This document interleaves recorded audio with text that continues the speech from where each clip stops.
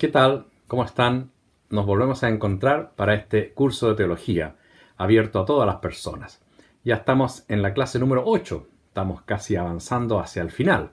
Hemos visto hablar de Dios, de la Trinidad, de Jesucristo particularmente, y ya la clase anterior comenzamos con la Iglesia. Y ahora vamos a continuar con la Iglesia, pero con un aspecto particular de la Iglesia que es su condición de sacramento y los sacramentos de la Iglesia. Por eso la clase de hoy se llama Los sacramentos de la Iglesia o la Iglesia como sacramento. Dos aspectos vamos a ver. En primer lugar, vamos a ver en general por qué la Iglesia es sacramento y en el fondo por qué Jesús dejó a la Iglesia como sacramento, el hecho de ser un sacramento de las cosas sensibles. Y en segundo lugar, vamos a ver los 7 sacramentos que la Iglesia tiene para ofrecer. Pero ambas cosas están unidas porque los 7 sacramentos se entienden dentro de esta condición sacramental de la Iglesia que vamos a ver. Entonces partamos con lo primero, que es una especie de larga introducción sobre lo que significa que la Iglesia sea sacramento. La pregunta es, ¿por qué Dios dejó sacramentos? ¿Por qué dejó una iglesia? ¿Por qué dejó algo visible?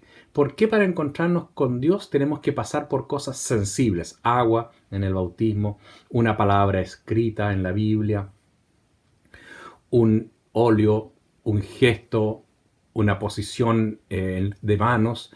Todas esas cosas son sensibles, son visibles. ¿Por qué? Bueno, en primer lugar hay que decir que Dios evidentemente puede hablarnos directamente y de hecho nos hace. Directamente nos habla al corazón, directamente nos inspira con su espíritu en el corazón que nos mueve. O sea, Dios actúa directamente y no se amarra a los sacramentos ni a la condición sacramental de la iglesia, ni siquiera a ninguno de nosotros ni a la iglesia, sino que Dios está siempre directamente hablando con nosotros, ciertamente. Pero en general y de manera ordinaria, Dios ha quedado en elementos sensibles y visibles. Entonces la pregunta es ¿por qué? Y es porque responde a la condición humana. Los seres humanos necesitamos cosas sensibles porque vivimos en lo sensible. Todo lo que hacemos es sensible porque somos cuerpo y espíritu, no somos alma, somos personas de cuerpo y alma, de cuerpo y espíritu. Somos psíquicos corpóreos, somos una unidad que incluye el cuerpo y que incluye los sentidos, de tal manera que todo lo que nosotros conocemos y percibimos es a través de los sentidos. Todo pasa por nuestros sentidos. Las cosas o las hemos visto, o las hemos oído, o las hemos olido, o gustado, o tocado. Pero nada entra a nosotros si no es a través de los sentidos. Todo es a través de los sentidos. Y también si Dios quiere hablarme a mí y quiere expresarse a mí, lo hace a través de mis sentidos y por lo tanto tiene que ser sensible, tiene que ser visible, tiene que ser corpóreo. El ser humano es corpóreo y por lo tanto necesita lo corpóreo, lo sensible para su vida. Y si la religión y la fe es parte de la vida y es parte de la vida del ser humano completo, entonces se tiene que expresar tanto para recibir esa palabra como para seguirla a través de cosas sensibles y corpóreas. Entonces, los sacramentos, la sacramental, la visibilidad de la iglesia responde a nuestra condición humana, corpórea, que necesitamos de lo sensible. Véanlo ustedes con un ejemplo, porque una cosa es que nosotros todos lo necesitamos sensible, y en ese sentido, si uno quiere escuchar a alguien, si alguien le quiere decir a uno un gesto de amor, de cariño, tiene que hacerlo sensible, si no yo no entiendo. Muchas veces las personas se quejan, dicen, no me demuestras cariño, le puede decir alguien a la otra persona. Y la otra persona dice, pero tú sabes que te quiero. No, es que no basta con que tú sepas, tiene que demostrárselo con gestos concretos. Así es la vida está hecha de gestos concretos y todos nosotros necesitamos gestos concretos, también en la fe. Pero los gestos también son ambiguos en el sentido de que un mismo gesto puede significar una cosa o la otra. Por ejemplo, en la Biblia vemos que Judas le dio un beso a Jesús. Ese beso podía significar lo quiero o puede significar te traiciono, el mismo gesto. Así entonces no basta con que Jesús le haya dejado a nosotros en la iglesia gestos, sino que los gestos tienen una significación. Y eso entonces son los sacramentos que tenemos que comprender cuál es el signo y el significado de cada uno de los gestos que nos ha dejado. Lo concreto es que cada uno de nosotros en la vida vive en medio de gestos y va diciendo una cosa, va diciendo otra, hace un gesto, hace otro, y ese gesto significa mucho más que el simple gestual. Por ejemplo, si yo llego y le doy la mano a alguien, nadie me va a decir, la otra persona no va a decir, una mano me tocó. Va a decir, la persona me dio la mano, o me saludó, o me trató con cariño, o me dio un gesto de confianza. Y así cualquier gesto que uno haga no es una mano, no es un dedo que toca, sino que es la persona que se entrega. O si yo llego un día de cumpleaños de alguien y le llevo un regalo, nadie va a decir, me trajo una ropa, me trajo un pantalón. Va a decir, me hizo un regalo, se acordó de mi cumpleaños. Es distinto. Otro día le puedo llevar un pantalón y me va a decir, me compró un pantalón. O va a decir, me regaló un pantalón porque no tenía yo. Cualquier cosa así. Pero el gesto en sí mismo tiene más significado que el mismo gesto. Entonces, en ese sentido, el ser humano vive de gestos, pero los gestos pueden tener más significado y pueden representar más que la simple materialidad del gesto. Eso es lo primero. Entonces, como así es el ser humano, si Dios se quiere revelar, se quiere mostrar y quiere hablarle al ser humano, lo hace a través de cómo es el ser humano. Y si el ser humano usa gestos, Dios también usa gestos. Entonces, por eso, lo primero, para entender los sacramentos y la sacramentalidad de la Iglesia, es comprender que con eso Dios responde a mi propia condición humana y así Dios se puede revelar y lo puedo conocer mejor, porque a través del gesto yo puedo llegar a la persona y a través de los gestos sacramentales de Jesús yo puedo llegar a la persona de Jesús. A través de un regalo yo llego al corazón del que me lo regaló y a través de un gesto de traición, yo llego al corazón traicionero de la persona que me traicionó, por ejemplo. Entonces, siempre se llega a la persona a través del gesto. Así Dios, con sus gestos sacramentales, me hace llegar a Él. En segundo lugar, precisamente por eso, cuando Dios quiso hablar ya definitivamente al mundo, lo hace a través de su Hijo, que es la palabra de Dios. Pero esa palabra se hace hombre. Se hace ser humano. Se hace ser humano precisamente para que podamos escucharlo, para que podamos verlo, para que podamos seguirlo como un modelo. En ese sentido, Dios había hablado ya visiblemente antes. Se aparece en la antigüedad, habla a través de los profetas, se aparece en el rayo, en el fuego, en la tormenta, de alguna manera también. Le habla de alguna manera a los profetas, pero finalmente viene Él mismo y Él mismo lo hace sacramentalmente, es decir, humanamente. Porque el ser humano, todos nosotros somos en cierto sentido un sacramento, en el sentido de algo visible que muestra lo invisible, algo corpóreo y espiritual. Entonces, cuando Jesús viene al mundo, se hace hombre, se encarna y se revela. Y revela su palabra y revela todo lo que Él es. Entonces, en ese sentido, cuando miramos a Jesús, nosotros vemos en Él a Dios mismo, porque es Dios mismo a través de un gesto visible que es su cuerpo, que es su alma, que es su humanidad.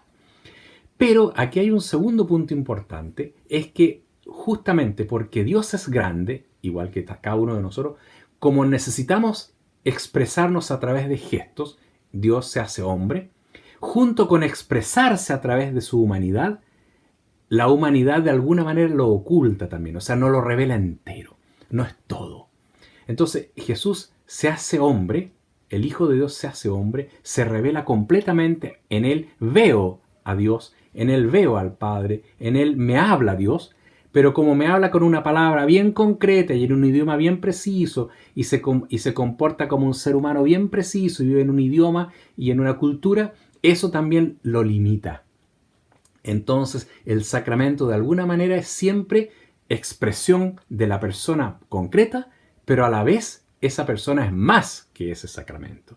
El sacramento me hace tocar con la persona que se me entrega, pero esa persona es más que ese sacramento. Es como un regalo.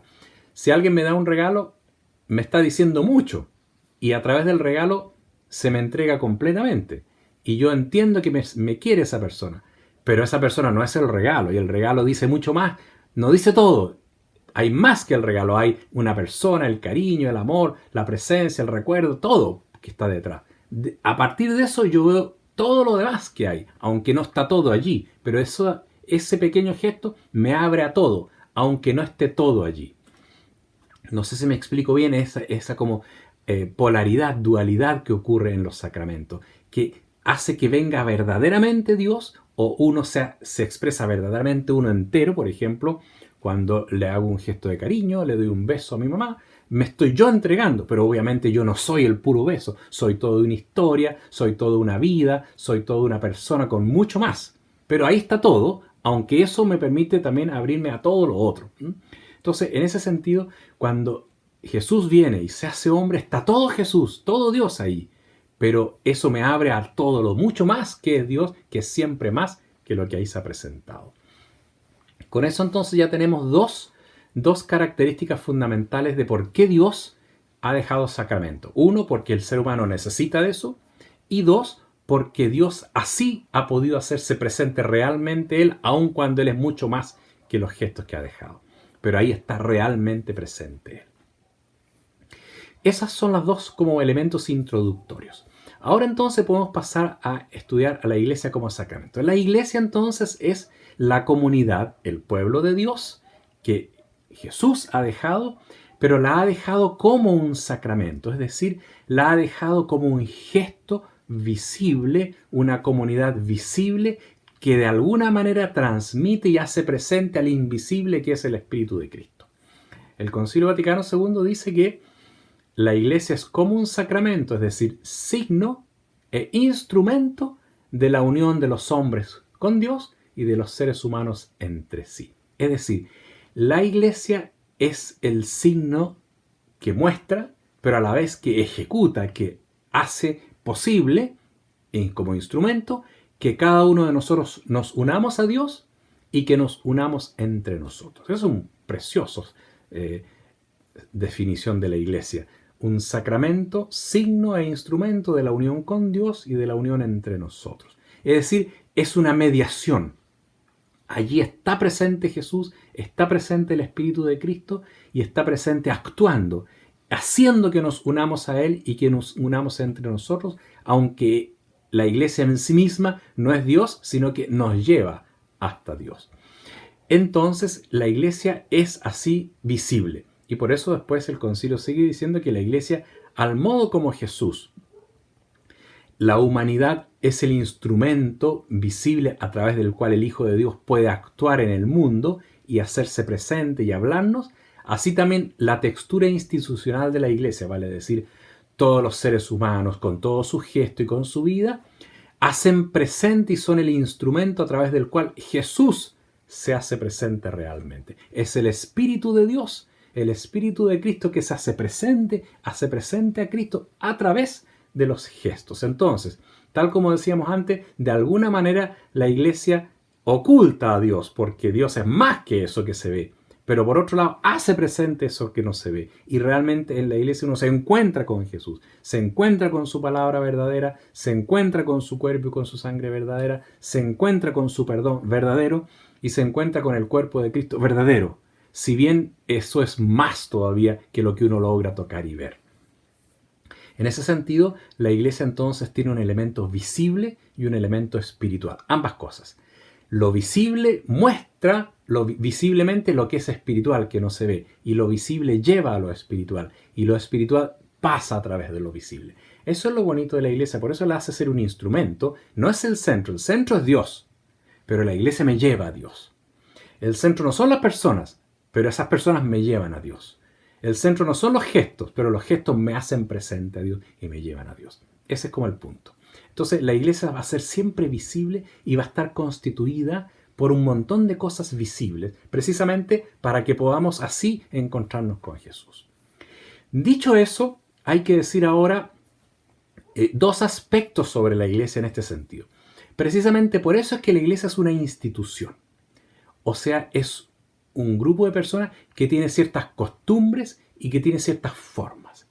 Las instituciones son siempre frágiles y son siempre perecederas en cierto sentido, y son siempre cambiantes, se siempre renovan, si las renovamos, podemos ir, pero hay un elemento fundamental que se mantiene. Y eso es en la iglesia la institucionalidad permanente que dejó Jesús. Pero aquí tenemos que entonces detenernos en dos puntos. El primero es que es indispensable que tengamos ciertas formas comunes externas.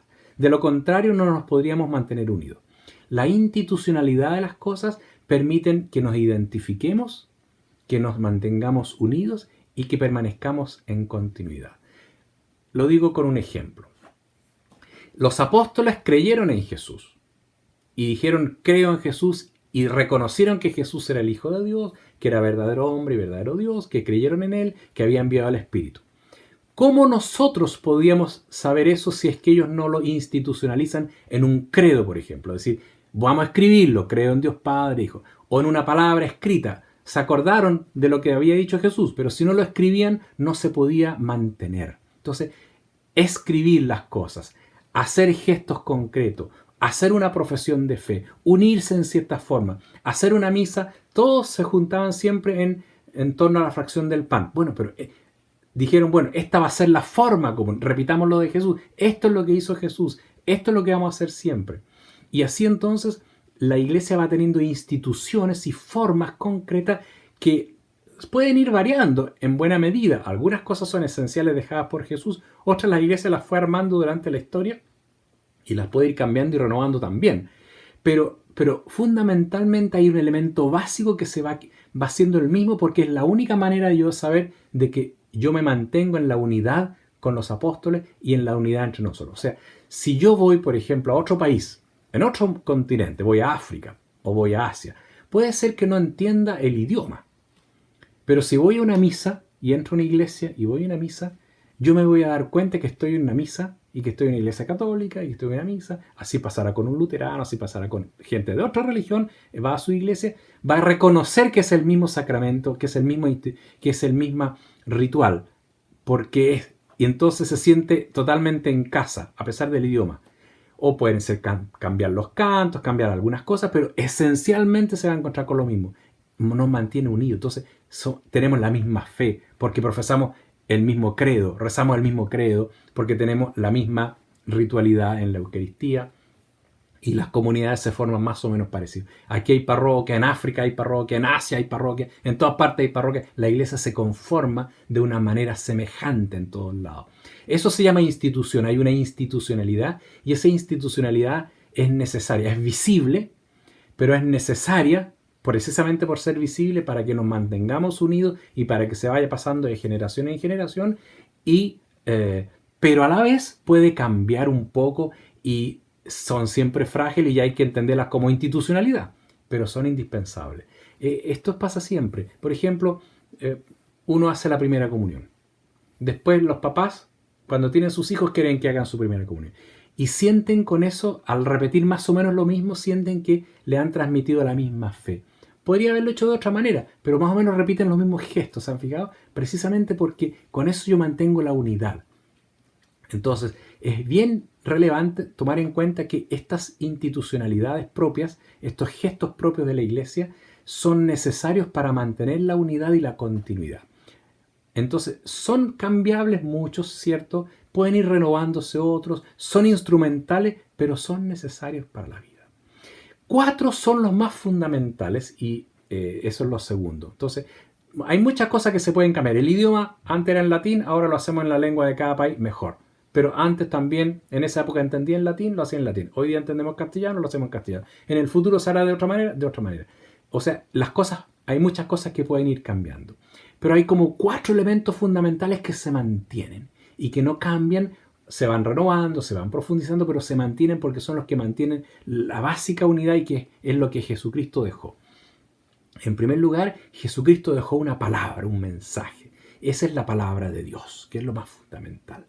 Quedó escrita y quedó interpretada de alguna manera. Entonces, eso es la palabra de Dios. Y eso la iglesia lo transforma en credos, en profesiones de fe. Pero hay un elemento, una enseñanza fundamental que se mantiene a lo largo de la historia. Eso se llama mensaje, enseñanza, querigma también le llamaban. Entonces, pero hay una enseñanza básica que la iglesia mantiene. Y por eso uno puede ir renovando, profundizando, pero se mantiene siempre una enseñanza básica. Eso es muy importante. Y eso nos hace ver que mi fe es la misma fe que tenían en el medioevo y que tenían los antiguos y que tenían los apóstoles. Entonces hay una enseñanza. Esa enseñanza se profundiza. El Papa de repente dice un dogma, el concilio hace una reunión y saca unos documentos, pero son todas maneras de profundizar y entrar y comprender mejor y adaptar a cada época un núcleo de enseñanza que es el mensaje de Jesús. Y el mensaje de Jesús siempre inspirado por el Espíritu Santo. Eso es lo primero. Hay una enseñanza. Entonces, la liturgia, la sacramental, la institucionalidad de la iglesia, en primer lugar, tiene una enseñanza que es básica. Hay elementos que son esenciales, la palabra, y hay elementos que pueden ir cambiando, adaptándose y adecuándose a la época. En segundo lugar, hay una liturgia. O sea, hay una forma de celebrar la fe. El bautismo, por ejemplo, desde el inicio, en los Hechos de los Apóstoles aparece desde el primer día de la iglesia el bautismo. Echándole agua a la persona, ya sea sumergiéndose o echándole agua en la cabeza o de alguna manera un gesto con agua, diciendo yo te bautizo en el nombre del Padre, del Hijo y del Espíritu. Un gesto visible, se mantiene, es un sacramento, un gesto que hace incorporar a la iglesia siempre igual. Así los 7 sacramentos, sí hay una Eucaristía. Entonces en el bautismo y la Eucaristía, que son los 2 sacramentos fundamentales, la iglesia se fundamentó y de ahí salieron los otros. Esos sacramentos fundamentales son una forma o ritual que la iglesia tiene y que siempre va a mantener. Entonces, también la fe no solamente se escucha y se proclama, sino que se celebra. Por eso aquí hay liturgia. Hay palabra y hay liturgia. Hay palabra y hay gesto. ¿Por qué? Porque uno aprende, enseña, pero también celebra, vive la fe. La vive, la celebra, se une a Jesús. Y los gestos a uno le ayudan a gozar la fe, pero también a proclamarla públicamente, gestualmente, con gestos visibles. Entonces, en la iglesia se mantiene también a lo largo del tiempo, van cambiando muchas formas. A veces se cantaba de una manera, después se canta de otra. A veces los sacramentos eran más largos, más breves. Esas cosas se van variando, pero lo esencial sacramental se permanece. Los grandes sacramentos, los grandes gestos litúrgicos permanecen. La enseñanza fundamental permanece. Por eso, liturgia y querigma o enseñanza son 2 elementos institucionales permanentes que nos ayudan a mantenernos unidos en la fe. Porque tal como yo fui bautizado, mis padres fueron bautizados, mis abuelos fueron bautizados y así para atrás hasta llegar a los discípulos, los primeros cristianos que fueron bautizados. Siempre bajo el mismo gesto. Una tercera forma institucional es la comunión. Es decir, hay una cierta forma de organizarse la iglesia a partir de ministros que hacen presente a Cristo con el sacramento y una comunidad que se organiza en torno a la Eucaristía y en torno a la vida común. Hay formas, la iglesia es una comunidad, o sea, lo tercero es que la iglesia va a ser siempre una comunidad. Puede vivir de una manera o de otra, hay comunidades pequeñas más grandes, se arman diócesis, se arman otro tipo de comunidades, pero el hecho de que hay una comunidad es un tercer elemento. Una comunidad donde existen también ministros que conducen a esa comunidad. Entonces, el tercer elemento de la iglesia puede variar de muchas maneras, pero hay un elemento que es comunitario, que es la comunidad.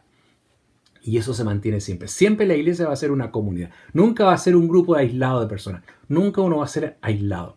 Siempre va a formar parte de una comunidad porque es parte de lo esencial que dejó Jesús. Y eso parte de los discípulos. Jesús dejó discípulos. Jesús vivía con sus discípulos. Los discípulos acompañaron a Jesús. O sea, desde ya el tiempo de Jesús, la iglesia era una comunidad. Entonces, junto con su enseñanza, tenemos unos gestos litúrgicos, segundo, pero tenemos también una vida comunitaria. Entonces, por eso en el Mateo capítulo 18 aparece, ¿no? Si tu hermano comete un pecado contra ti, repréndelo a solas, si no, entre 2 hermanos, sino que la comunidad lo reprenda, lo corrijan, hay corrección fraterna. Con tus hermanos también tienes que ser generoso, al misionero tú tienes que ayudarlo y acoger su palabra. O sea, hay una serie de elementos para la vida comunitaria que son muy importantes y que son parte de lo que es la iglesia. Puede variar mucho las formas, pero siempre va a ser la misma iglesia una comunidad. Pueden haber parroquias, en la antigüedad primera no habían parroquias, después se hicieron parroquias, después habrán otras formas tal vez, pero siempre es la misma idea. La iglesia vive en comunidad. Por eso junto a la enseñanza está la liturgia y está la comunidad, lo tercero. Y el cuarto elemento institucional muy importante a tener siempre presente es la misión y el servicio de la iglesia. La iglesia siempre va a estar con una misión y al servicio. La iglesia tiene una misión, es una misión y tiene una tarea que hacer en el mundo. Entonces, podrá ir variando, se va adecuando a las épocas, se va adecuando a las personas, se va adecuando a los países, pero tiene una misión. La iglesia existe para una misión, existe por una misión que es la predicación del reino de Dios y que es el anuncio de Cristo y la presencia de Cristo. Hacer presente a Cristo, anunciar a Cristo y hacer que Cristo llegue siempre a todas partes. Entonces, la iglesia va a ser siempre una misión y va a estar siempre predicando una misión. Y junto a eso va a estar al servicio del mundo, tratando de que todas las personas se encuentren con Jesús y tratando de que todas las personas también puedan vivir el reinado de Dios, puedan vivir de una manera nueva, puedan vivir en justicia, puedan vivir como hermanos y puedan encontrarse de alguna manera el sentido profundo de su vida, que es el encuentro con Dios o el sentido de entregarse con amor y con verdad. Entonces, en ese sentido también hay una tarea que puede ir variando, que se va adecuando, que responde a las circunstancias de la época. Hay épocas en que es más importante predicar un elemento, hay otras épocas en que es importante predicar otro elemento, pero hay un elemento general que se mantiene siempre, que es el anuncio de Cristo como el Redentor y el Salvador del mundo, y que es el anuncio de Dios Padre como misericordioso, que nos perdona y nos llama a estar con Él, y que es el servicio al mundo para que el mundo acoja el reinado de Dios, es decir, que todos vivan como hermanos en justicia y que todos puedan sentirse hijos de Dios y vivir adecuadamente para desarrollarse como personas adecuadamente. En ese sentido, tenemos ahí los 4 elementos institucionales fundamentales de la vida eclesial, que es una enseñanza que se permanece, hay unos gestos que permanecen, hay una forma de organizarnos comunitariamente que va a permanecer y hay una misión que no se acabará nunca. Y todas las demás cosas y esas mismas se van adaptando en su adecuación, pero se mantienen siempre. Y eso es nuestra institucionalidad a través de la cual nos encontramos con Cristo. A través de eso siempre vamos a encontrarnos con Cristo. Bien, eso sería entonces un poco los elementos fundamentales para comprender esta sacramentalidad de la iglesia. Ahora bien, dentro de eso, estos 4 elementos fundamentales, la iglesia tiene múltiples gestos que como que los concretizan. Los más importantes son los 7 sacramentos, pero también hay muchos otros que se llaman sacramentales, gestos vitales. Por ejemplo, si yo bendigo a alguien, es un gesto pequeño. No por eso es menos importante. Claro, más importante es ser bautizado. La Eucaristía es lo más central, pero también yo puedo rezar de otras maneras. Yo también tengo necesidades de hablar con personas, de reunirnos en una reunión y conversar, compartir la vida. O sea, hay muchas formas y son todas importantes. Entonces, a pesar de que hay una jerarquía con cosas muy centrales, la iglesia es un cúmulo, es una totalidad donde todas las cosas son importantes y es la totalidad lo que me hace un buen cristiano. No basta con que yo haga una cosa, porque alguien puede decir, yo solo escucho la palabra de Dios, pero no me interesan los sacramentos, no me interesa la comunión, no me interesa nada. Le falta. No es que sea malo, pero le falta. O alguien dice, yo vivo en la comunidad, pero no me interesa otra cosa. Le falta. A todos le puede faltar algo. Todos tratamos de buscar una totalidad. Pero lo importante es que cada vez uno pueda, a partir de esa totalidad, ir creciendo en su encuentro personal con Dios y en el desarrollo de la propia misión que tiene cada uno. En ese sentido, hay muchos momentos en la vida de la iglesia y hay muchas formas. Entonces, en primer lugar, uno tiene que decir que la diversidad de formas es para ayudar a que cada uno vaya adquiriendo y se vaya desarrollando en aquellas cosas que más sirven, que más le ayudan. Por eso que hay distintas formas de comunidad, hay distintas formas de celebrar los sacramentos, hay distintas maneras de entender la palabra, hay distintas misiones para que uno se adapte a la que más le gusta, a la que más le viene con uno, a la que uno se siente más llamado. O sea, hay diversidad dentro de la generalidad y de la totalidad. En la iglesia uno se adapta. Por eso que, por ejemplo, todos los sacerdotes son distintos. Todas las parroquias son distintas, todas las comunidades religiosas son distintas. No porque unos sean mejores que otros, sino porque todos los seres humanos somos distintos. Cada persona en la vida toma sus decisiones. Elige una persona con quien casarse, elige una persona con quien ser amigo, y cada uno elige una persona, otros eligen a otro, puede alguien elegir a uno y al otro a otro, y a ambos también. No es mejor uno que otro. Cada cual se adapta a lo que le viene bien a cada uno. Y eso es lo importante en la vida, que uno pueda ir adaptándose, y la iglesia le ofrece miles de posibilidades precisamente para que uno pueda siempre elegir aquello que más lo desarrolle. Por eso es tan grande la iglesia y tan diversa, porque hay diversas formas de vivir la misma fe y única fe. Hay elementos básicos que todos tenemos, pero cómo los desarrollamos puede ir variando. Y en ese sentido, lo primero que hay que decir respecto a esta cantidad sacramental de la iglesia es que hay diversidad para que cada uno se adapte y se adquiera y desarrolle aquello que más le viene a uno. Básicamente, en todo lo básico todos, pero de ahí cada uno lo va haciendo al modo más personal. Segundo, que es muy importante, es que los gestos sacramentales, los sacramentos propiamente y los sacramentales en general, todos los gestos, son siempre síntesis de lo que es la vida. Es decir, si yo voy a la misa, es el final de la semana y el inicio de la que sigue. O sea, está unida toda la semana. Yo no voy a misa, voy como una especie de paréntesis, voy, rezo y me voy. No, uno va a misa y lleva la semana. Lleva a la gente que quiere, lleva todas sus intenciones, las pone allí, se prepara para la semana que viene, prepara su trabajo, prepara su vida familiar, todo lo pone allí y saca fuerzas, luz para lo que va a vivir en la semana. Y así todos los gestos. Si yo me bautizo, ese bautizo no estoy cumplido, estoy bautizado y me voy. No, estoy bautizado y empiezo a vivir el bautismo a lo largo de la vida. O sea, los sacramentos son momentos fuertes de toda una vida cristiana. La vida cristiana es completa, es toda la vida. Yo todo el tiempo estoy siendo un cristiano, en todo momento. Y los sacramentos son como momentos fuertes que me ayudan a entrar más profundamente, a desarrollar más mi vida, a profundizarla para luego entregarme a los demás.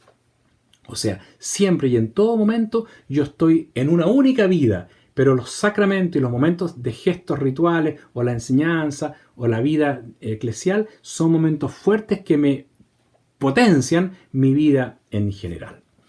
Y en ese mismo sentido es verdad que hay cosas que son más importantes que otras y que finalmente hay algunas pocas que Dios ha dejado como que su presencia es intocable. Por ejemplo, yo enseño y testimonio en la enseñanza. Hay muchas cosas que son propias de mi enseñanza, y si hoy día yo hablo mejor que otro y alguien habla mejor que otro, enseñará mejor que otro, pero llega un punto donde hay algo que es intocable y que es absolutamente verdadero, que es la palabra de Dios escrita. Yo la podré predicar de una manera, el otro de otra, y uno la tomará sabiendo que viene mediada por el predicador, pero la palabra en sí, esa es intocable porque es la palabra de Dios. Lo mismo pasa con los sacramentos. Yo puedo dar una bendición, yo puedo rezar, pero finalmente uno se encuentra con el núcleo que es intocable, que se llama ex opere operato, o sea, que actúa necesariamente, que son los sacramentos que actúan. Si yo me bautizo, realmente quedo bautizado. Si alguien me perdona, realmente quedo perdonado. Si voy a misa, realmente recibo el cuerpo de Cristo. Lo podré recibir con más fe, con menos fe. En la vida podré tener momentos mejores o peores, pero llega un lugar donde yo ya estoy, donde me encuentro con Jesús, que está prometido y va a estar necesariamente allí en el Santísimo Sacramento, por ejemplo.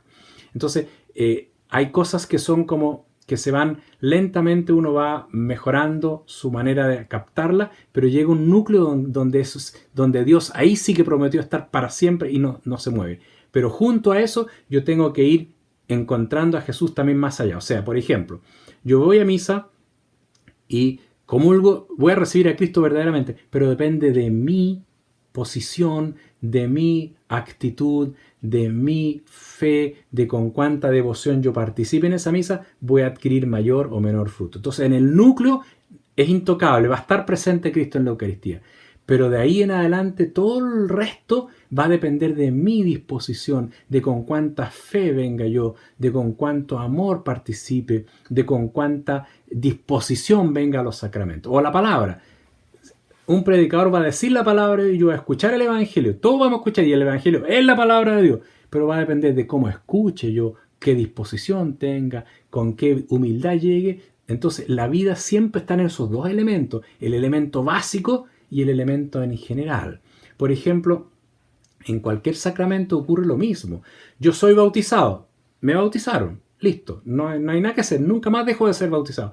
Pero depende cómo viva ese bautismo. Depende mucho. Lo puedo vivir con mucha fe, con mucha entrega, con mucha generosidad, o lo puedo vivir completamente olvidado y vivir casi como no bautizado. Entonces, en la iglesia, mucho cuidado que uno no vive solo de aquellos núcleos fundamentales y uno puede decir, yo tengo los sacramentos y voy a misa y estoy cumplido. Claro, está en lo mínimo, básico cumplido, pero todo depende de cómo lo viva yo, cómo lo relacione con la existencia. Por eso, todos estos gestos sacramentales, por esto que es muy importante esto, todos estos gestos y toda esta institucionalidad de la iglesia no son valores en sí mismos, sino que son instrumentos para mi fe, instrumentos para mi vida. Por eso se llaman sacramentos de la fe. Toda la instrumentalidad puede estar allí a la vista, pero ser completamente inútil para mí si yo no la acojo con profunda fe de una manera adecuada. Ya pueden estar todos los sacramentos celebrados y está la palabra de Dios abierta y está toda la comunidad ahí. Si yo paso inadvertido, no me vale de nada, no me aprovecha de nada. No porque dejó de valer la Eucaristía, vale igual la Eucaristía, pero a mí no me produjo ningún fruto. Y al final, para eso es. Entonces, no sacamos nada con tener una Biblia cerrada si yo nunca la leo. La palabra va a ser la palabra de Dios, pero va a ser completamente inútil para mí porque nunca la leí. Y así todas las cosas. O sea, la iglesia es un instrumento y va a ser válida en sí misma y es intocable en eso, pero va a depender de cómo yo vivo eso. Es lo mismo pasa con un sacerdote. Puede ser sacerdote. Bien, tiene el sacramento, va a ser sacerdote siempre, pero depende cómo se comporte, depende cómo viva.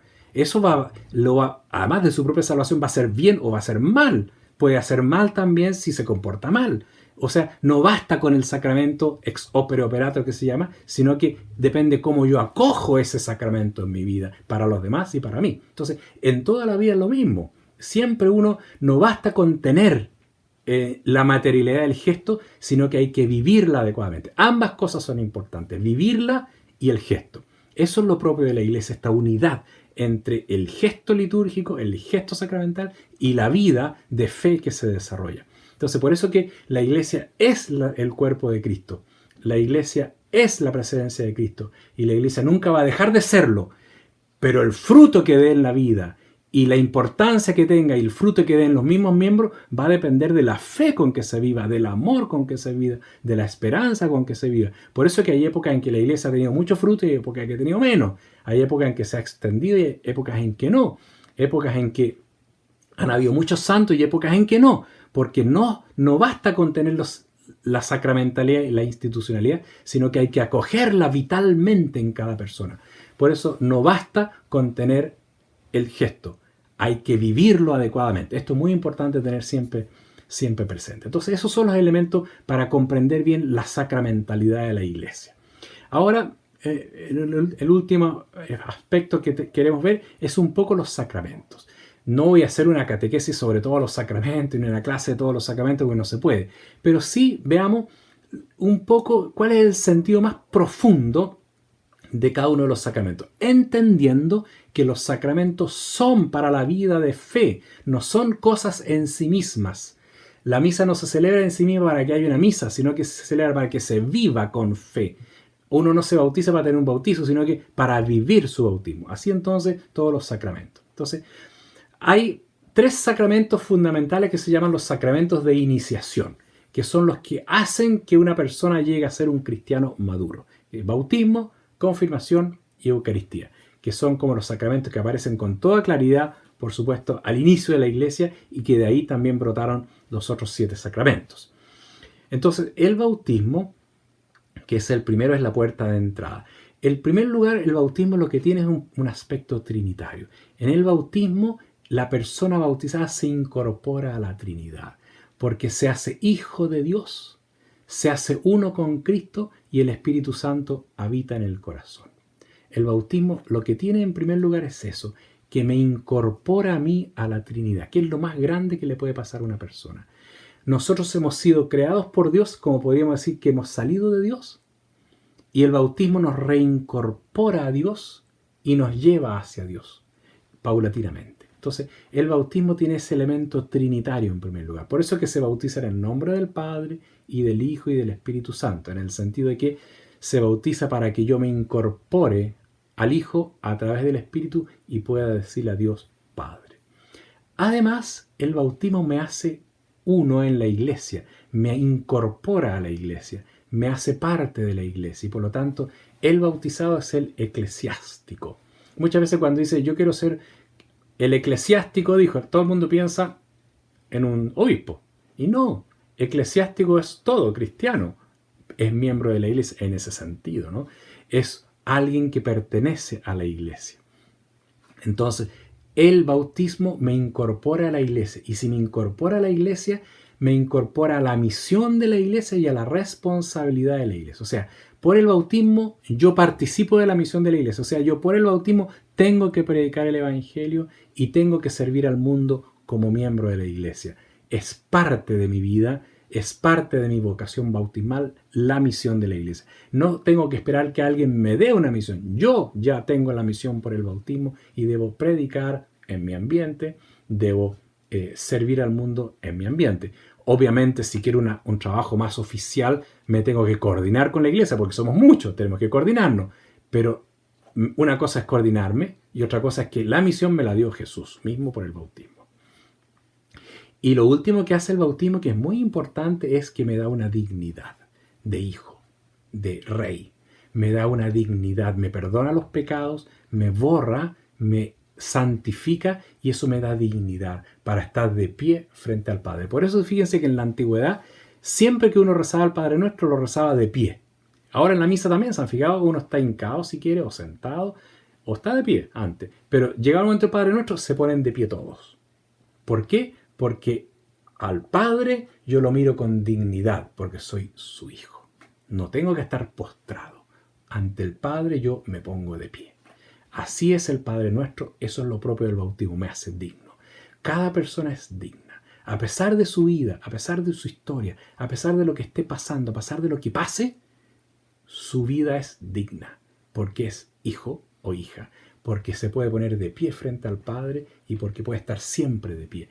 Aunque haya cometido las peores fechorías o esté pasando por el peor de los momentos, sepa que es digno, que es digna y que puede estar de pie frente a Dios porque es hija o es hijo y nunca va a dejar de serlo. El bautismo no se borra nunca. Por eso uno pasa a ser hijo para siempre y no se borra nunca. Un hijo no puede dejar de ser hijo nunca, porque ya es hijo desde siempre. La confirmación, segundo sacramento de iniciación, antiguamente se daba junto al bautismo, luego se empezó a dar separado cuando se empezaron a bautizar los niños pequeños, precisamente para dejar como una especie de final del bautismo al momento de la confirmación, donde uno adulto reconoce y confirma su fe. El bautismo en el fondo es la plenitud del Espíritu Santo y la confirmación de alguna manera como que repite eso y vuelve a ser una plenitud del Espíritu Santo, te da todo el Espíritu, es un sacramento que de alguna manera reafirma la misión, pero tiene una característica especial el Espíritu.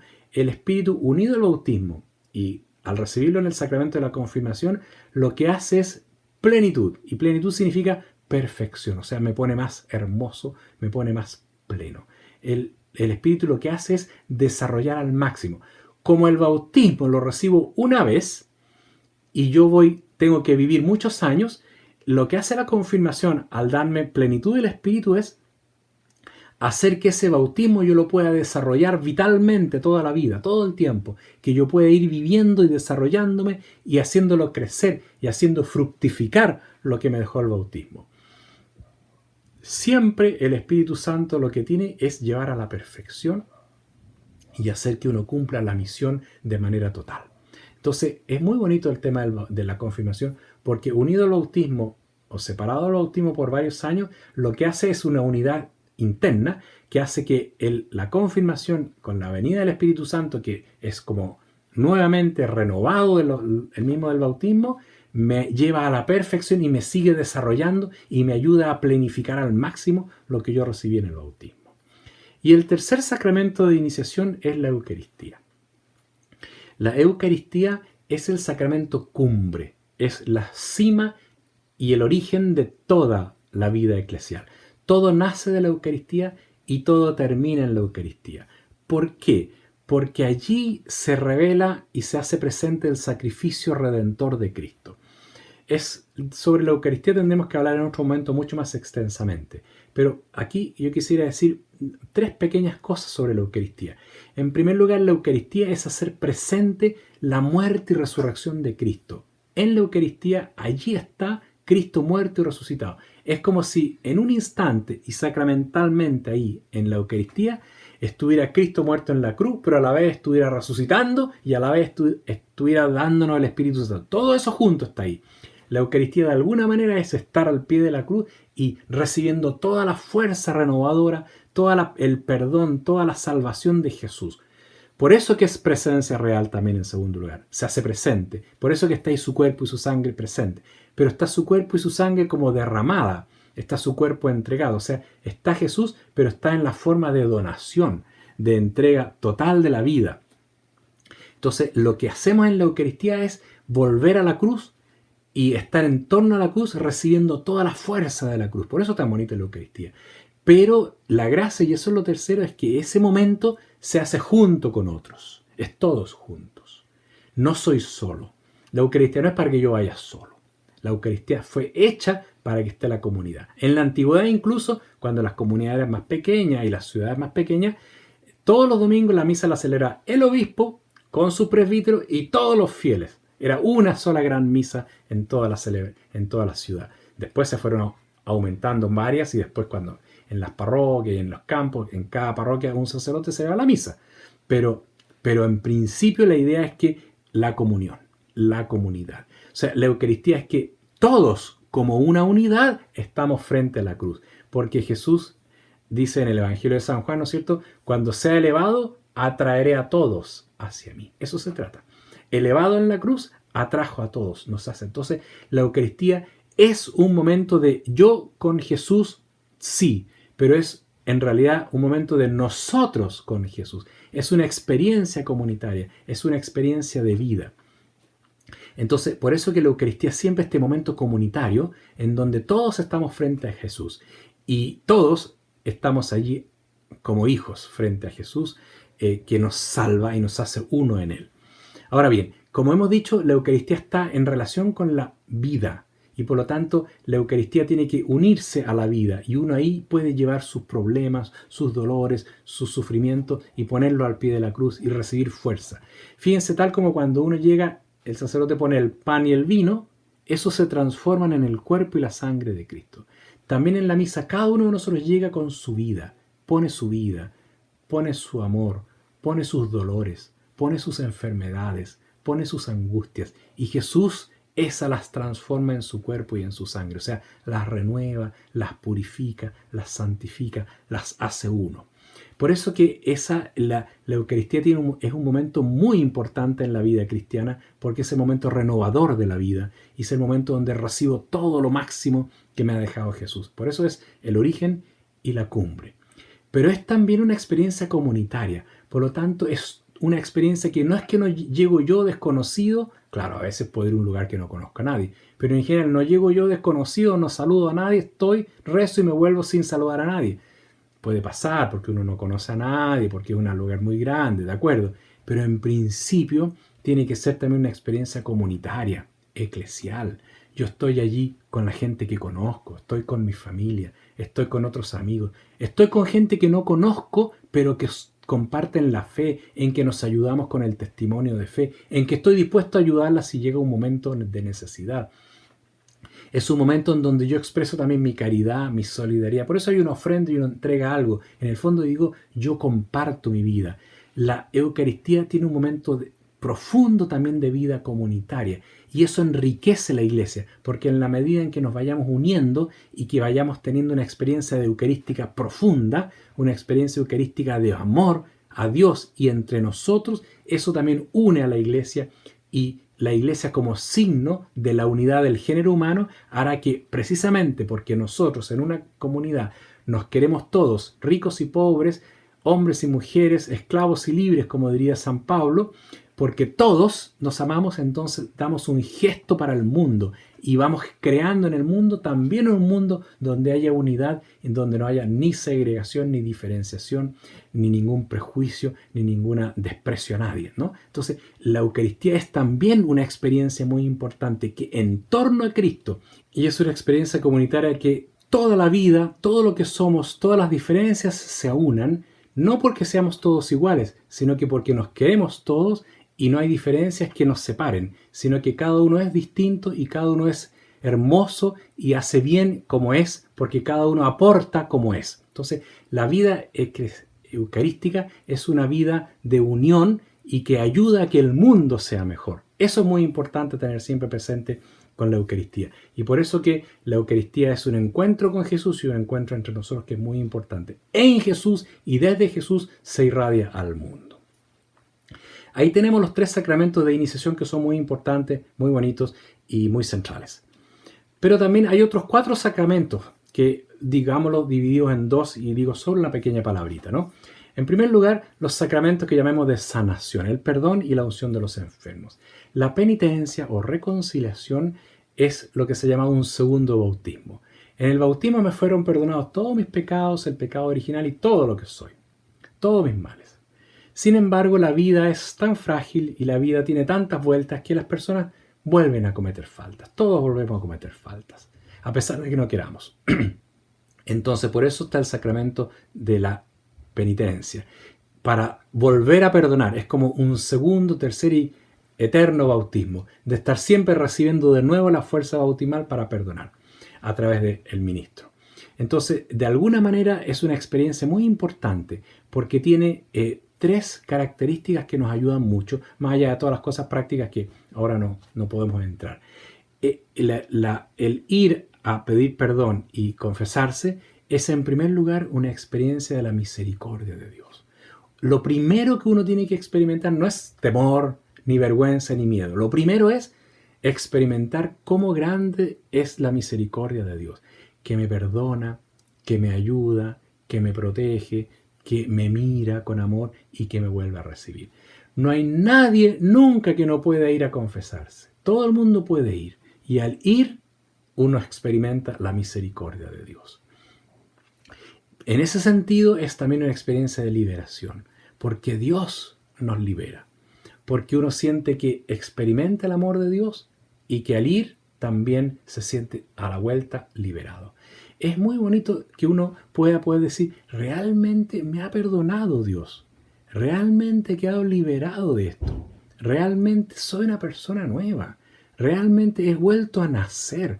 La confesión es un volver a nacer. ¿Por qué hay que hacerlo a través de un ministro? Bueno, porque uno ha pecado públicamente al mundo, ha hecho daño a personas y de alguna manera uno se reconcilia con esa iglesia a la cual ha dañado y con ese mundo y con esas personas a la cual ha dañado. Como no lo puede hacer a todo el mundo, se lo hace a un ministro y de alguna manera uno, como decíamos, necesita gesto y ahí va a poder escuchar con sus ojos, yo te perdono. Ese yo es Jesús que te dice.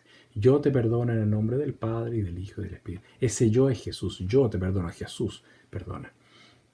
Entonces, en ese sentido, es una experiencia muy importante que no debe ser una experiencia de sufrimiento, sino que debe ser una experiencia de escuchar la misericordia de Dios y de sentirse liberado. Y por eso mismo también no debe ser el tema del pecado, no debe ser nunca un tema de escrúpulo, como que uno siente que todo anda pecando y que todo es pecado y que todo es malo y que Dios poco menos que está esperando que yo peque para castigarme. No es así. Dios no es así. Dios no ha sido nunca así. Es una fantasía nuestra a veces pensar que así es Dios. Dios quiere perdonar. Dios vino al mundo. Jesucristo murió por mí, ha hecho todo por salvarme. Lo único que quiere es misericordia y salvación. Por lo tanto, no a los escrúpulos y no al temor a Dios. Es lo peor, es lo más contrario a Dios, es el tenerle temor. Lo que uno tiene que tener con Dios es siempre confianza, amor, jamás temor, porque Dios es así. Dios es grande, Dios es misericordioso y no tengo nada que temerle a Él, porque nunca me va a abandonar. Todo lo que ha querido Dios siempre es salvarme. Ha enviado a su Hijo al mundo para morir por mí y por lo tanto hay que acabar con el escrúpulo y vivir siempre del amor y de la confianza en Dios. Entonces, el sacramento del perdón lo que tiene es precisamente eso. Debe ser una experiencia de misericordia y una experiencia de liberación y de confianza en Dios. Eso es el perdón. Para eso existe el sacramento de la confesión, penitencia o reconciliación, como se llama. El otro sacramento de sanación es el sacramento de la unción de los enfermos. Se llama unción de los enfermos porque es justamente unción para los enfermos. Es verdad que a veces uno la pide cuando va a morir, pero no es el sacramento para los difuntos ni tampoco para los moribundos. También lo es para los moribundos, pero sobre todo es para los enfermos. Entonces no hay que confundir y hay que tener bien claro que es un sacramento para el enfermo. Al enfermo de cierta gravedad, de cierta delicadeza, no al que se va a morir, sino que al enfermo que está con un cierto cuidado. Porque tiene tres motivaciones el sacramento de la unción de los enfermos. En primer lugar, es un sacramento que fortalece y, si Dios quiere, da la salud también. O sea, es un sacramento para fortalecer en la enfermedad, para que cada uno de nosotros en ese instante pueda realmente sentirse fortalecido y de alguna manera salir adelante de su enfermedad. Dios también con su sacramento, que siempre une cuerpo y alma, el sacramento también puede dar la salud y puede renovar. Por eso lo primero es sanación. Eso es lo primero que se pide. Por eso no hay que esperar hasta el último día, ni mucho menos. Hay que pedirlo cuando uno está enfermo con cierta delicadeza.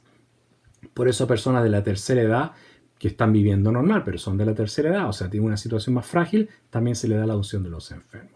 En segundo lugar, es un sacramento que fortalece en el dolor de la enfermedad siempre. Cuando está enfermo uno sufre, y sufre angustias, y muchas veces desesperanza, descorazonamiento, y muchos otros temas. Entonces, el sacramento lo que hace es fortalecer para que uno sea capaz de sobrellevar los dolores, las incomodidades y las angustias propias de una enfermedad. Por eso es tan importante recibir el sacramento de la unción también, porque uno se fortalece y uno también puede sobrellevar mejor la enfermedad, además de ojalá sanarse, pero además sobrelleva mejor la enfermedad. Y sobre todo en esa enfermedad uno se encuentra con Dios. Por eso lo tercero es que ese sacramento me ayuda a encontrarme con Dios, a aprovechar esa circunstancia que a veces de dolor, de sufrimiento, pero también es de más tiempo, de momento de pensar, de recapacitar para atrás, de darse cuenta de lo frágil que es la vida, de muchas otras cosas. Entonces el sacramento lo que hace es darme fuerza y luz para poderme iluminar y para poder aprovechar eso también como un encuentro con Dios, para poder rezar más tal vez, para poder ofrecer mi vida por los demás. Cuando uno está enfermo, ofrece su vida a los demás, ofrece su vida por las personas, otras enfermas, ofrece su vida por los más pobres, ofrece su vida por las vocaciones sacerdotales y religiosas, ofrece su vida por la juventud, por tantas cosas, por el país, por los pueblos que sufren, por los más pobres. O sea, el momento de la enfermedad puede ser una ocasión propicia para encontrarse más con Dios. El sacramento lo que hace es eso también. Primero, me da la salud, ojalá. Segundo, me da fuerza para sobreponerme a los problemas. Tercero, me ayuda a encontrarme con Dios en ese momento. Y por supuesto también, si no he podido confesarme o si además me he confesado, también me purifica y me perdona los pecados precisamente para estar preparado en la eventualidad de que fallezca, pero sobre todo para purificar mi corazón, para encontrarme con Dios adecuadamente. Entonces, la unción de los enfermos es un sacramento para los enfermos y lo que tiene de importante, que es muy bueno, es que es un sacramento que me permite llevar mejor la enfermedad, llevarla mejor en el sentido de poder ayudarme a encontrarme más con Dios y a sobreponerme a las dificultades y a los problemas propios de una enfermedad. Una enfermedad siempre es triste, siempre es dolorosa, siempre es compleja. Por eso el sacramento ayuda a salir adelante. Y finalmente hay dos otros sacramentos que son importantes, que son el sacramento de la orden sacerdotal y del matrimonio. No puedo entrar en detalles, solamente diré una cosa de cada uno, ¿no?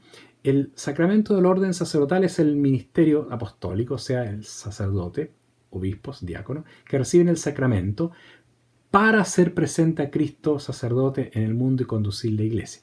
Ahora, el sentido del ministerio, el primer sentido es que están al servicio de los bautizados. Y lo primero que tiene que comprender un sacerdote es que su vida está al servicio de los bautizados.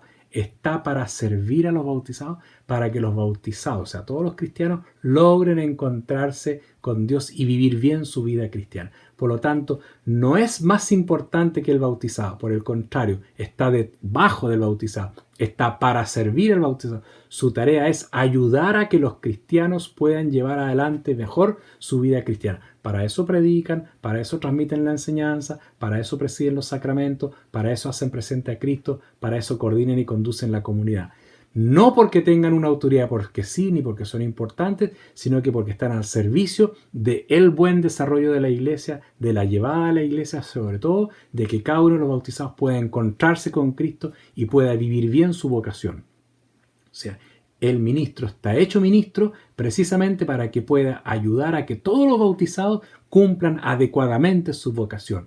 Y por eso tiene que coordinar, por eso tiene que fortalecer, por eso tiene que ofrecer los sacramentos, por eso tiene que ofrecer una buena formación cristiana, por eso tiene que coordinar las actividades de la iglesia. Todas son para que la persona se desarrolle. O sea, no son el importante al cual todos tienen que servir, sino que él tiene que ser el último que sirve a los demás para que cada uno logre sacar adelante su vida cristiana de la mejor manera. Ese es el sentido de fondo del ministerio en la iglesia.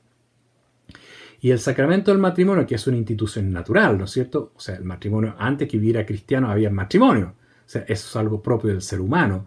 Y el sacramento lo que hace es a esa institución que es natural y que cumple todas las leyes naturales, a esa institución la hace signo del amor de Cristo por la iglesia. O sea, lo propio del sacramento del matrimonio es que esa pareja, ese varón y esa mujer que se contraen familia, contraen una unidad para ser una familia y para estar siempre juntos, ese matrimonio, esa pareja, esa familia pasa a ser un signo, al recibir el sacramento del matrimonio, pasa a ser un signo del amor de Dios por su iglesia. Pasa a ser un signo de lo que Dios ama a su iglesia y la iglesia ama a Cristo. Cristo y la iglesia son esposo y esposa en el sentido de que ambos se aman mutuamente y se entregan mutuamente. Entonces, de alguna manera, con todas las fragilidades, no siempre las cosas resultan bien y Dios comprende todas esas cosas, está fuera de discusión eso. Pero en principio, y ojalá, y es el deseo, y es en la búsqueda de todo matrimonio, que se casa por la iglesia, es decir, nosotros queremos, vamos a poner en los medios. Bueno, si las cosas no resultan, Dios va a comprender y habrá muchas, no vamos a juzgar a nadie aquí. Simplemente, pero el objetivo, el deseo, lo que es lo deseable, lo que todas las personas quisieran y que les encantaría es que al formar un matrimonio puedan ser un testimonio, y eso es el sentido de la iglesia, puedan ser un testimonio de que Dios ama a su iglesia como ellos dos se aman. Un testimonio de cómo amar a Dios. O sea, su vida tiene que ser un testimonio al mundo. Así es Dios conmigo. Así es Dios me ama. Así me puedo unir con Dios. O sea, debe ser como algo que da gusto. Y forma una unidad, una familia que uno dice, eso me da un testimonio. O sea, eso es lo propio del matrimonio. Lo demás es natural y se mantiene, obviamente. Y no vamos a entrar en ese detalle. Es la vida normal de la vida natural matrimonial. Pero lo propio del sacramento, más allá de todo lo natural, que lo deben cumplir todas las personas naturalmente, más allá de eso, lo propio del sacramento, a lo cual me estoy refiriendo aquí, es justamente que esa institución natural pasa a ser ahora un testimonio, un signo de cómo Dios ama al mundo y cómo nosotros amamos a Dios, cómo la iglesia ama a Cristo. Qué bonito es poder ser realmente un testimonio. Qué bonito es que alguien pueda mirarme y decir, qué bien, así me gustaría ser a mí, así me gustaría yo poder vivir. Ese es el sentido de la vida matrimonial, que su vida motive a otros jóvenes, motive a otra gente, cómo amarse mutuamente, qué significa. Y eso hasta aparece en el Evangelio, en Efesios, que se refiere a todos, varones y mujeres. Dice, como Cristo se entregó por su iglesia, así también unos se tienen que entregar por otros en la vida matrimonial. Uno se entrega por el otro, da la vida por el otro. La felicidad de uno es la felicidad del otro. Eso es lo propio del matrimonio y eso es lo que tiene que ser el signo del cristiano que ha recibido este sacramento. Eso es la iglesia como sacramento. Quisiera terminar con una última palabra muy simple y es decir, aun cuando Dios ha dejado los sacramentos y ha dejado toda la institución de la iglesia, las 4 que dijimos, ¿no es cierto? La palabra y la enseñanza, la liturgia, un ordenamiento comunitario, una misión, aunque ha dejado los 7 sacramentos, ha dejado también muchas otras formas, aunque Dios necesita lo sensible y todos lo utilizamos, tengamos siempre claro que Dios no se amarra a eso. Dios siempre puede salir a mi encuentro de otras maneras, de otras formas, y si yo por alguna circunstancia no puedo recibir un sacramento, Dios puede venir a mí de todas maneras. Si hoy día yo no puedo ir a la misa sacramentalmente porque estoy con una cuarentena, Dios llega a mi corazón de la misma manera, de otra manera, porque Dios no se amarra por un sacramento. Si yo hoy día no puedo leer porque tengo la vista mala y no puedo leer la palabra de Dios, Dios me va a iluminar y va a hablar de otras maneras. Si yo no puedo formar una comunidad porque tengo que quedarme en la casa y tengo que dedicarme a los hijos, Dios me dará esa experiencia comunitaria eclesial de otra manera en su familia, con sus hijos.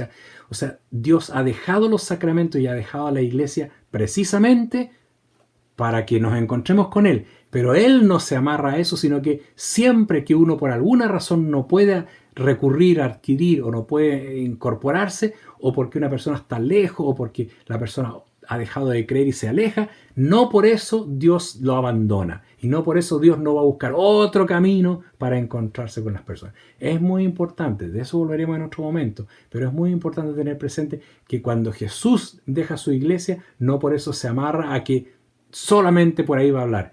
Él tiene siempre nuevos caminos, tiene siempre nuevas formas, y si a pesar de que nos dejó los sacramentos son indispensables para nosotros, pero si por alguna razón uno no puede algún día adquirir, Dios llega por otra forma, porque Dios siempre es más grande que nosotros y lo importante para Él es encontrarse con nosotros y que nosotros nos encontremos con Él. Y todo lo demás es instrumental. Y lo instrumental es eso, indispensable, pero instrumental.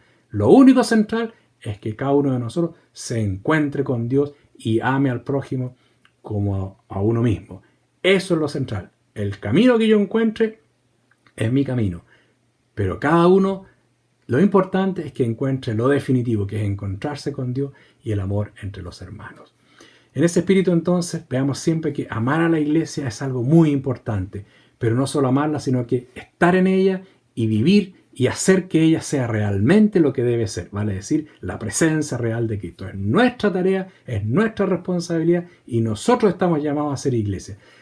Seamos mejores nosotros, seamos más signos de Cristo, seamos más presentes, testimoniemos mejor a Cristo y la iglesia será mejor y mejor testigo. En vez de decir que mal está la iglesia o que bien está la iglesia, digamos que bien estemos nosotros, mejoremos nosotros para que nosotros y nuestra iglesia esté siempre mejor. La iglesia somos nosotros y Jesucristo habla a través de nosotros y nosotros tenemos la responsabilidad de sacarla adelante. Meditemos en esto esta semana, pensemos cómo poder incorporarnos y vivir mejor nuestro ser eclesial y sobre todo pensemos también en cómo cada uno de nosotros puede ser mejor testigo e instrumento de la presencia de Cristo en el mundo, como es cualquier sacramento, como son los sacramentos y como somos nosotros cada uno bautizados como sacramento. Pidámosle al Señor también que nos acompañe y que haga de nosotros realmente una presencia de Él en el mundo, una presencia verdadera de Él en el mundo. Bueno, que Dios los bendiga y hasta la próxima clase.